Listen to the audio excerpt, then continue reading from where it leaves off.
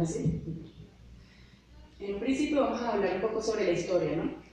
La terapeuta ocupacional Jean Ayres, en la década de los 60, fue quien creó el concepto de integración sensorial. Es un marco de referencia de la terapia ocupacional que nos capacita a los terapeutas para poder intervenir en ciertas áreas del desarrollo. Ella descubrió además los desórdenes del procesamiento sensorial, o fue quien les dio el nombre, ¿no? Si bien descubrió la integración sensorial, también descubrió los desórdenes, ¿no? Cuando es que no está funcionando adecuadamente la integración sensorial. Y revolucionó, si se quiere, la metodología de la intervención de la terapia ocupacional porque hizo que el niño fuera participante activo en su proceso. O sea, no se trata de una metodología que se implementó y que se aplican ciertas estrategias y el niño está allí pasivo. No, sino que el niño es quien le va dando las pautas al terapeuta para ir haciendo un plan de intervención de acorde a sus necesidades. Ok, en un principio debemos saber también qué es la terapia ocupacional. Como les dije, somos los terapeutas ocupacionales quienes podemos o estamos capacitados para hacer una intervención en el área de integración sensorial. Si bien es cierto, los docentes, los especialistas en otras áreas pueden tener estrategias, tienen que estar como supervisados por el terapeuta ocupacional para poderlas poner en práctica. Entonces, ¿qué es la terapia ocupacional? Según la Federación Mundial de Terapeutas Ocupacionales, la terapia ocupacional es una profesión que se ocupa de la promoción de la salud, el bienestar a través de la ocupación.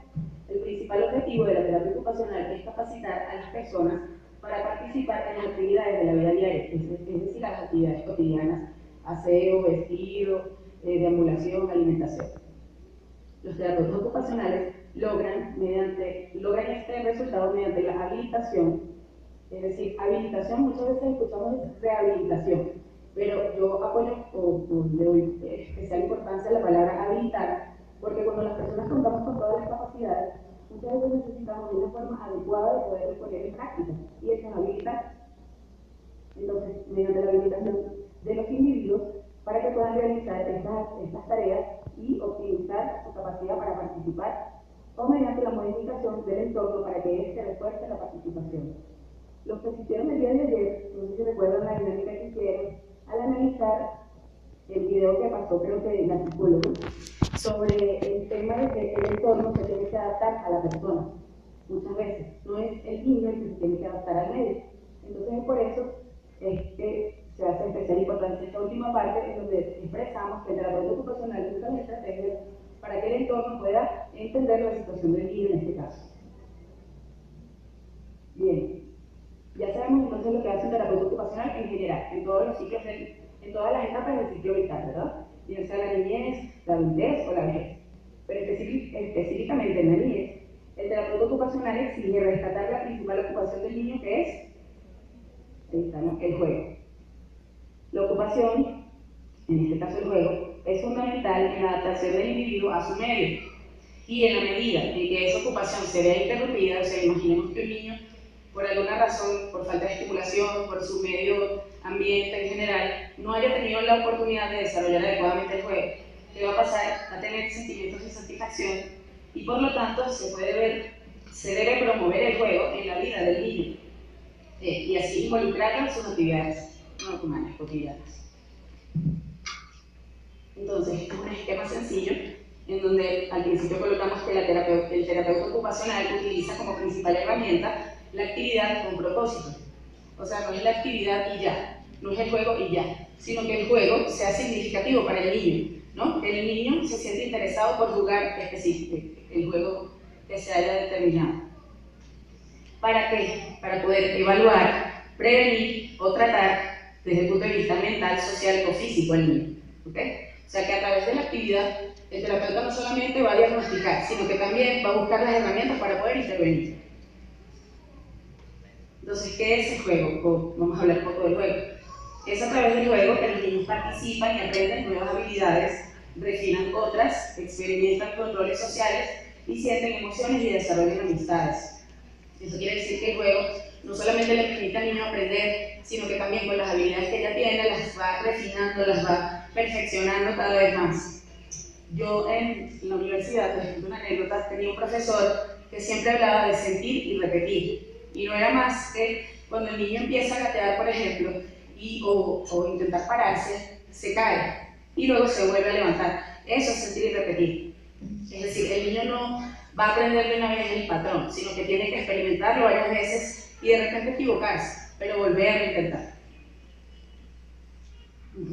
El juego simbólico es un juego, o el juego de imitación, permite a los pequeños reproducir la vida y las relaciones con los adultos, ¿no? Es como un juego de imitación, absorbiendo por completo la atención. Mediante el simulacro y la imaginación, el niño juega a ser papá, mamá, maestro, doctor, etc. Y el placer consiste justamente en creer que es distinto de sí mismo y hacerse pasar por otro. ¿Quién no recuerda en su infancia cuando jugaba a ser mamá o a ser doctor y proyectaba en un futuro poderlo lograr, ¿no? De eso se trata el juego. Okay. Otro concepto importante que hay que definir es el estímulo, ¿no? Es una palabra que escuchamos bastante y que es clave en interacción sensorial. El estímulo no es más que cualquier elemento externo, ya sea de un cuerpo o de un órgano. Es decir, puede ser un estímulo de afuera o de adentro, que activará una respuesta o reacción. Se caracteriza por tener siempre un impacto sobre el sistema en el cual actúa. Es decir, puede ser un estímulo visual, un estímulo auditivo, un estímulo táctil. Y específicamente en el marco de referencia de integración sensorial es uno de los elementos fundamentales, como les dije. Bien, ¿qué es la plasticidad cerebral? ¿Han escuchado hablar de la plasticidad cerebral? ¿A qué les suena la plasticidad cerebral? Cuando decimos plasticidad, a ver, es algo que se puede manipular, que puede cambiar de posición, ¿no? De función. Ok, es la reorganización, ¿no? O modificación de los patrones de funcionamiento cerebral. O sea, el cerebro y todas sus neuronas, todas sus áreas cerebrales están destinadas para una función específica. Pero cuando existe alguna alteración, ¿verdad? Bien sea por un accidente o sencillamente por falta de estimulación, otras áreas cerebrales pueden asumir esas otras funciones. Entonces, estos cambios pueden ser internos o externos que se obtienen de forma repetida, es decir, que con la repetición, con las vivencias, con las experiencias, estas nuevas conexiones pueden ser cada vez más, tener mayores habilidades, ¿no? Y pueden compensar esas otras capacidades perdidas o inexistentes, como les dije. ¿Por qué hablo de la plasticidad cerebral? Porque justamente durante los primeros años de vida es cuando la plasticidad está aún más como que alerta, ¿no? Y podemos estar manipulando ese cerebro de alguna manera del niño para lograr que él vaya avanzando en las otras áreas. Por eso es que la intervención temprana es tan importante. Ok, entonces ya hablamos de toda la historia, de los conceptos básicos. ¿Por qué integración sensorial específicamente en este encuentro que tenemos el día de hoy? Ok, quizá este enunciado acá puede causar un poquito de ruido para muchos, o quizá polémica, porque dice que aunque no existen pruebas científicas ni estudios médicos que puedan probar los desórdenes de procesamiento sensorial en niños TEA, la evidencia habla por sí sola. O sea, ¿qué quiere decir? Cuando hablamos de estudios científicos, hablamos de pruebas en donde, por ejemplo, haya una escala en donde diga el niño es tanto por ciento sensible a los estímulos táctiles. O se determinó a través de este estudio de sangre, este análisis de sangre, que el niño tiene alteración sensorial en el área vestibular. ¿No? No existe. Pero sí existe la evidencia clínica, ¿no? El examen clínico, a través de la entrevista con los padres, o la entrevista con las mises, o la misma evidencia que nosotros veamos a través de la evaluación.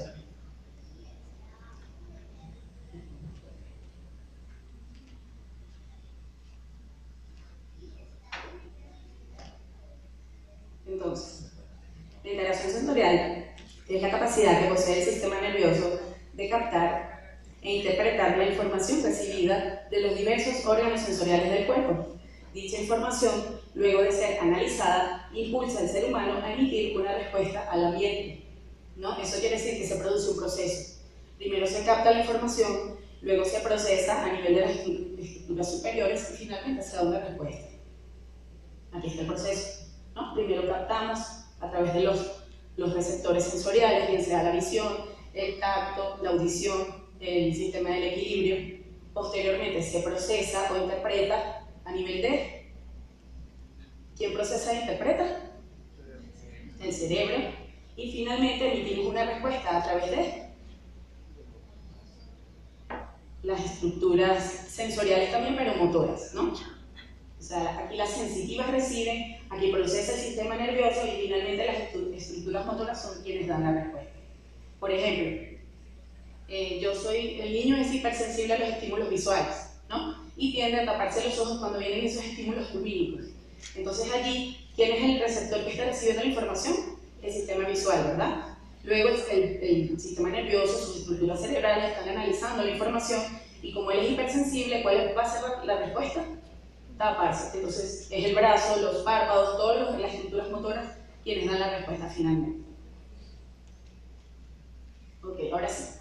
En integración sensorial ya hablamos de los 5 sentidos, ¿no? Los mencioné, pero existen otros 2 sentidos que no tomamos mucho en cuenta o que los hemos escuchado, pero no los mencionamos junto con estos 5.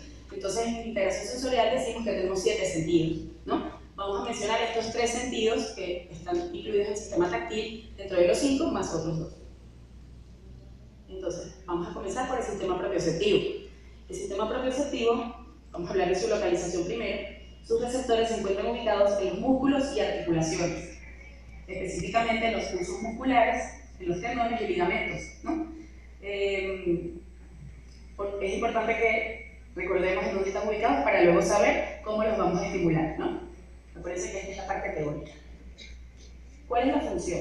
Bueno, la función del sistema propioceptivo es darle control al individuo, interviene en el mantenimiento de la postura, nos da información acerca de la ubicación de cada uno de nuestros segmentos corporales sin necesidad de usar la visión. Por ejemplo, si hacemos un ejercicio en este momento, cerramos todos nuestros ojos. Vamos a cerrar los ojos y vamos a mentalmente describir cómo estamos sentados, cómo está ubicada cada parte de nuestro cuerpo. Es decir, nuestra cabeza, si es que está alineada o si está lateralizada, si nuestros brazos están cruzados o si nuestras manos están sobre nuestras piernas, nuestros pies de repente están apoyados o cruzados. Toda esta descripción, ya pueden abrir los ojos, la podemos hacer gracias al sistema propioceptivo, ¿no? Que es propio. Yo pienso que la palabra es muy acorde, ¿no? Propio de nuestro propio cuerpo. Nadie puede describir cómo, bueno, sí lo puede hacer desde afuera, pero nadie lo puede sentir como nosotros. Ese es el sistema propioceptivo. Aquí está el sistema vestibular, por eso es que está Spider-Man aquí, porque justamente habla del movimiento, ¿no? Este está localizado a nivel de nuestro oído interno, ¿no? Allí se ubica. Y está dividido, a su vez, por varios órganos. Los órganos otolitos, que serían el utrículo y el sáculo, aquí es donde vienen los términos técnicos, pero es para que sepan por cultura general, quienes se encargan de la aceleración lineal, es decir, los movimientos hacia adelante, hacia atrás y hacia los lados. Y están los canales semicirculares que se encargan de la aceleración auricular, que serían giratorios, estímulos giratorios, y células ciliadas que se encargan de registrar el equilibrio. Acá voy a dar un ejemplo para que relacionen un sistema con el otro. La función del sistema vestibular es justamente proveer información relacionada con los cambios de posición de la cabeza con respecto al resto del cuerpo. Nos da balance y equilibrio y junto con el sistema propioceptivo, que era el anterior, nos ayuda a regular nuestro tono muscular y postura. Por ejemplo, si vamos caminando en un terreno plano, pero de repente conseguimos un bache, ¿no? Hay un terreno inestable y nos intentamos, no nos caemos completamente, pero sí perdemos el equilibrio. Lo primero que vamos a hacer es enderezar la cabeza y luego el resto del cuerpo, como para ajustar nuevamente la postura. O si de repente vamos manejando bicicleta y también hay un terreno inestable y nos vamos de lado, lo primero que uno hace es como enderezarse así. Entonces estamos enderezando la cabeza para que el resto del cuerpo se alinee. Allí, ese es el ejemplo que le quería dar de la relación que existe entre el sistema propioceptivo y el sistema vestibular. Porque como les decía, el sistema vestibular controla lo que son cambios de la cabeza con respecto al cuerpo y el sistema propioceptivo regula lo que es la posición de los segmentos corporales. Entonces ambos ajustan el tono muscular para que el niño o la persona vuelva a recobrar su postura. Ok, ahora viene el sistema táctil, es el último sistema de la integración sensorial. Su localización es obviamente toda nuestra piel, por eso, como es el más grande, recubre todo el cuerpo, es el más vulnerable si se quiere. Su función es la de dar información relacionada con la discriminación de las texturas, temperaturas y hasta las sensaciones dolorosas. nos permite percibir las sensaciones del ambiente en general y tienen amplia o gran participación en todo lo que tiene que ver con las relaciones afectivas y sociales. A ver, ¿ustedes podrían darme alguna opinión de por qué el sistema táctil se relaciona con la relación o el establecimiento de relaciones sociales? ¿Qué se les ocurre? Estrechar la mano, un momento de contacto físico, abrazar. Ese sería en el caso de que no haya ninguna resistencia, pero en el caso contrario, ¿han visto alguna reacción, alguna respuesta que tenga que ver con todo lo contrario? En nuestros niños o nosotros mismos. Pero más adelante lo vamos a ver con la práctica. Ok, aquí está esta pirámide del desarrollo o del aprendizaje, que es muy acorde y a mí siempre me gusta traerla a las exposiciones o cuando hablo con los papás, porque aquí expresa muy bien el tema de la relevancia, ¿no?, que tiene el sistema, la integración sensorial como tal, específicamente los tres sistemas de los que hablé anteriormente, en el tema del desarrollo. Si ven el triángulo, la parte más ancha, ¿no?, está conformada por el sistema nervioso central y los tres primeros sistemas de los que les hablé: el sistema táctil, el sistema vestibular y el sistema propioceptivo. Después vendrían los otros sentidos, ¿no?, y posteriormente todas las demás funciones o habilidades. Por ejemplo, en el caso de los niños TEA, que sus padres vienen generalmente a la consulta porque lo último que no expresan es el lenguaje, pues lo más visible, no visible, obviamente el lenguaje no se ve, pero es lo más tangible, lo más observable, lo más representativo, ¿no?, que el niño no tenga un lenguaje. Los papás vienen preocupados a la consulta porque el niño no ha desarrollado el lenguaje.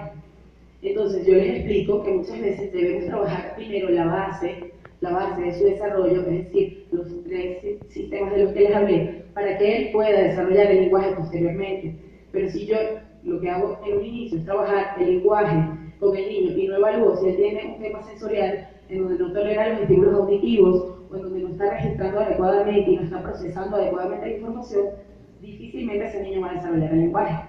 O puede que lo desarrolle, pero van a quedar baches en el camino de esta pirámide. ¿Entendido? Entonces es importante darle súper importancia a esta parte para poder desarrollar todas las demás habilidades. Si se fijan en la pirámide, el último peldaño serían las actividades de la vida diaria, la conducta, importantísimo, y el aprendizaje académico. Entonces, esas son conductas, es lo que la MIS ve en el salón. El niño tiene un problema de conducta, pero ya va, me estoy olvidando de que él es un niño que está aprendiendo recién. Después de que yo vea de qué manera él aprende del ambiente y regule esas tres áreas, es que puedo pensar que el niño tiene un problema de conducta. Cuando ya yo descarte que esa área no está afectada. Okay. Esto es un poco como para reflexionar que la integración sensorial no se ajusta solamente a los niños TEA, sino que puede estar ajustada a cualquier tipo de diagnóstico o incluso a un niño regular. Aquí, los niños que presentan problemas de conducta, tales como hiperactividad, irritabilidad, ansiedad, dificultad para relacionarse o retraso en el desarrollo de algunas actividades motoras o intelectuales, como andar o hablar, pueden cursar con una base de origen neural, ¿no? Como les dije, estas tres áreas las comanda el sistema nervioso. Todos los niños nacen con la capacidad de organizar la información que captan a través de sus sentidos y la transforman en experiencias que determinan su relación con el mundo inmediato, pero en algunos casos hay disfunciones en el proceso de integración sensorial.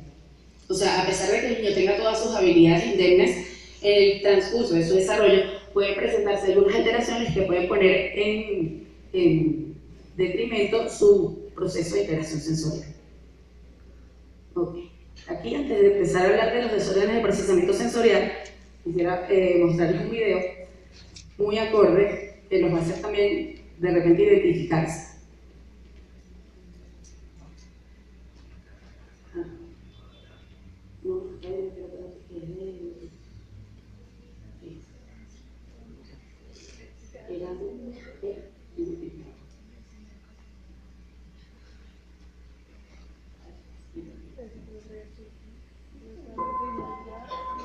Todos los padres necesitan sentirse orgullosos de sus hijos, no solo por sus progresos en la escuela, sino también por las cosas que los hacen únicos. Los padres de las personas con trastorno del espectro autista también. Lo que los demás vemos como obsesiones, manías o rituales inútiles pueden ser formas de comunicarse y de hacer el mundo más manejable y lógico para ellos. Hoy vamos a asistir a una escuela particular, donde nuestros hijos nos enseñarán a mirar y entender de una forma diferente. Hoy es un día especial. Hoy es final de curso en la Academia de Especialistas.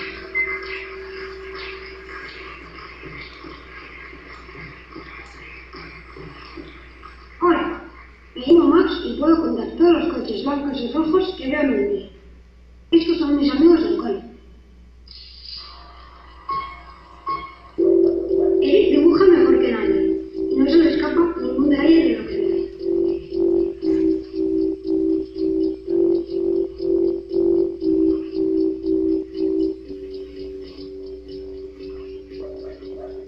Ahora puedo localizar y eliminar todas las pelusas que hay en mi cuarto.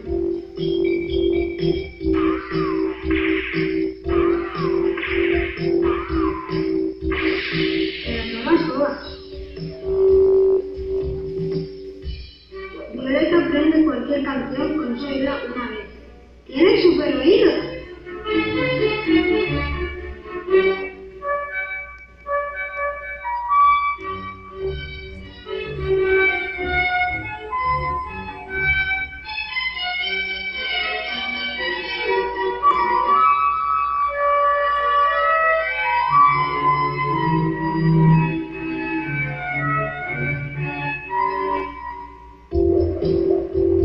Lola colecciona las gafas de la gente que lleva gafas.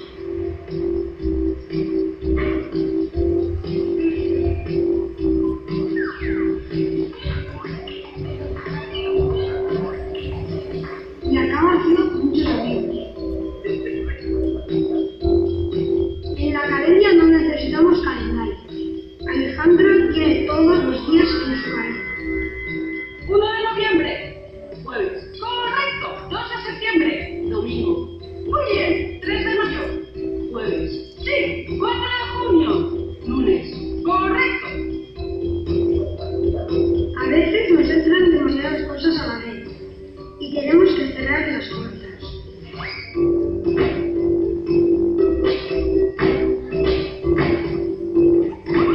Martín es el campeón en cerrar puertas.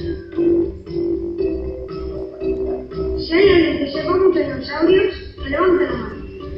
Seguro que Catalina sabe mucho más.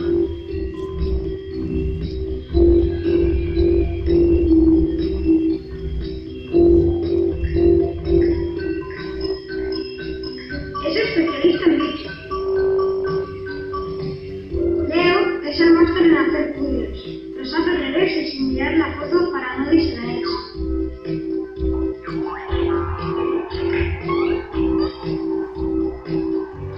Es un crack.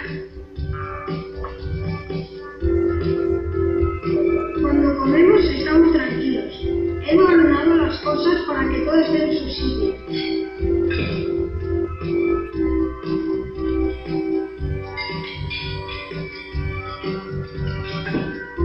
Vosotros sois muy despistados. Mi amigo Gabriel es un genio de los imitadores. Puede imitar a más de 100 personas. Hola. Hola. Hola. Hola. Sí, es un poquito cerrado. Me voy a ir aquí. Y te voy a decir una cosa. Vamos por el anuncio. ¿Me quieres?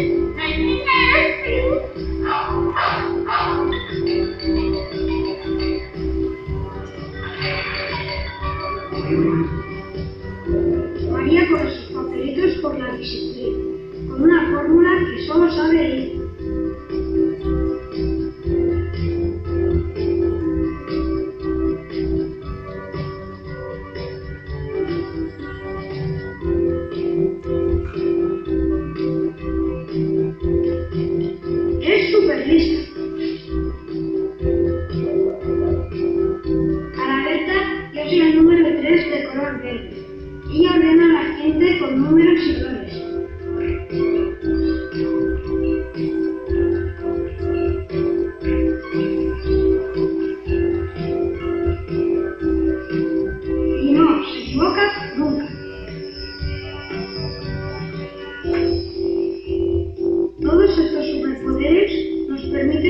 cosas que vosotros no veis, y gracias a ellos nos sentimos seguros y protegidos. Estas habilidades para evitar, memorizar y ordenar les sirven además para defenderse del caos cotidiano, para orientarse en una sociedad con demasiada información y para poner un poco de lógica en todo lo que les rodea. El trastorno del espectro autista no es una enfermedad, es una forma de desarrollo diferente, y para ayudarles con las dificultades que eso conlleva, debemos darles un tiempo a su medida. Un espacio donde se sientan felices y tranquilos porque todo está en un orden lógico, y una manera compartida de comunicarnos, procurando no darles demasiados estímulos a la vez para que no acaben desconectando. Las personas con TEA son más hábiles que nosotros en algunas cosas. Ven y sienten el mundo de una forma diferente a la nuestra. Los que estamos con ellos debemos escucharlos e intentar comprenderlos, pero sobre todo hacer que se sientan queridos. Ese es todo el secreto.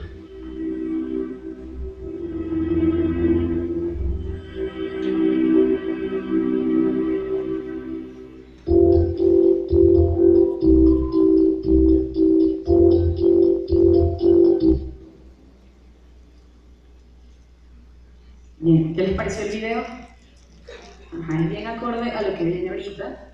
Aquí sí vamos a definir lo que es desórdenes de procesamiento sensorial. Hay una parte clave en el video donde habla de que se cierran las puertas, ¿no? Porque todo entra al mismo tiempo, ¿no? Toda la información entra sin una limitación. Es como, yo lo relaciono con un grifo de agua abierto, que no podemos regular, no sabemos qué cantidad queremos que entre o que salga. Entonces el niño, para poder sentirse seguro, muchas veces cierra todas esas ventanas y solamente presta atención a un solo estímulo, ¿no? Esa es la gran diferencia entre los niños dentro del espectro autista y los niños con trastorno de déficit de atención, ¿no? Que muchas veces ellos, los trastornos de déficit de atención, reciben todos los estímulos al mismo tiempo y no prestan atención a un solo estímulo. En cambio, el niño TEA es tan estructurado que necesita bloquear los otros sistemas sensoriales para poder prestar atención a uno solo. Entonces, ¿qué es un desorden de procesamiento sensorial? Según Guinaires, al igual que al principio que hablamos un poquito de la historia, Guinaires fue quien le dio el nombre a los desórdenes del procesamiento sensorial. Y es un grupo heterogéneo de trastornos que refleja la disfunción de un sistema sensorial o varios sistemas a la vez, de orden subcortical o neural, que perturban la conducta humana y la retroalimentación. ¿Por qué la retroalimentación? Hablamos al principio de un proceso, ¿se acuerdan? Al principio se recibe la información, luego se procesa a nivel de las estructuras superiores y finalmente se da una respuesta. Pero para que haya una integración sensorial adecuada, como que la vuelta de la información debe ser acorde, ¿no? Acorde a ese estímulo que se recibió. Es por eso que se habla de la retroalimentación. O sea, el sistema es todo el tiempo está en movimiento.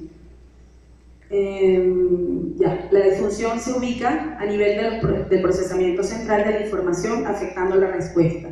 Es decir, que yo recibo la información porque mis sistemas sensoriales están perfectos, pero el proceso, al nivel del proceso es que existe la alteración. Y las funciones periféricas, como les dije, están indemnes, o sea, no tienen ninguna afectación. El problema es a nivel de procesamiento. ¿Por qué ocurre? Que no hay muchos factores. Como en el TEA existen muchas teorías, igual en los trastornos de procesamiento sensorial igual. Puede ser por factores hereditarios, puede ser por los factores neuroquímicos, problemas durante el desarrollo del embarazo, falta de estimulación sensorial o por una lesión cerebral. De hecho, durante la evaluación clínica, como les comenté, nosotros hacemos una evaluación, una entrevista con el papá, les impartimos ciertos cuestionarios que ellos deben llenar y también la observación que nosotros hacemos.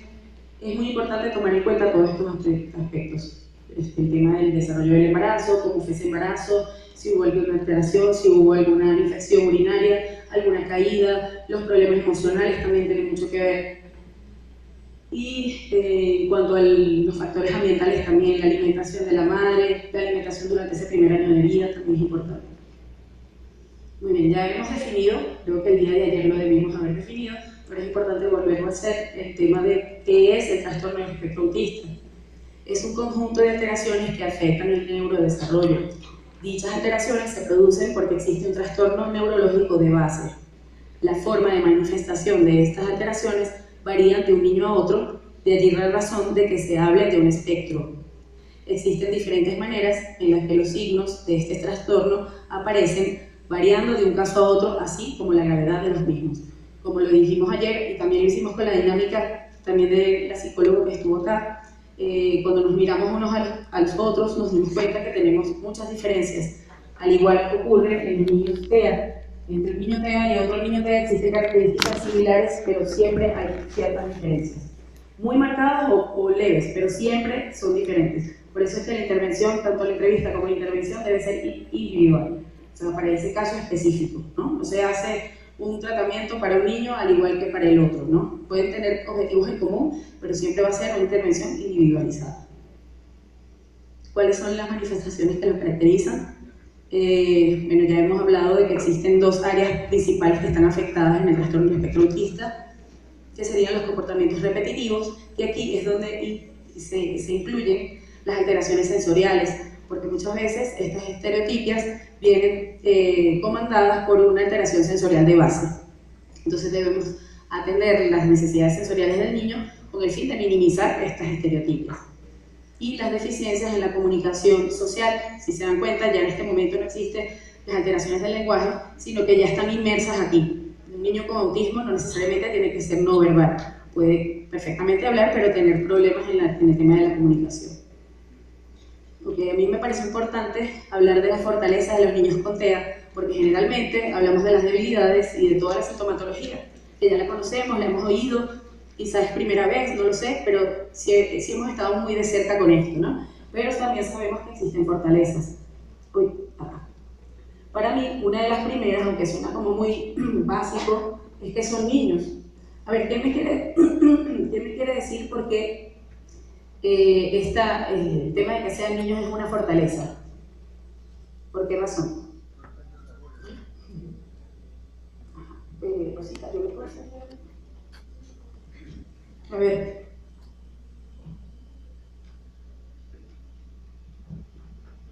Porque son seres humanos y así como cualquier otro niño es capaz de realizar algunas cosas como estar con sus compañeros o poder alimentarse.